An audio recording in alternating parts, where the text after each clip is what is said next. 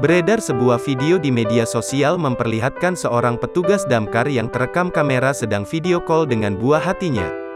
Diunggah akun Instagram @kabarnegri, Rabu, tanggal 6 April tahun 2022, diperlihatkan dalam video seorang petugas damkar bernama Dava Aditya yang mengenakan seragam lengkapnya. Dari layar handphone yang ia pegang tampak buah hatinya. Dari keterangan petugas damkar itu, sebelum bertugas ia baru mengantarkan anaknya memeriksa kesehatan. Tapi saat menerima info adanya kebakaran ia langsung bergegas untuk segera bertugas bersama kawan-kawan. Video ini pun mendapat komentar warganet.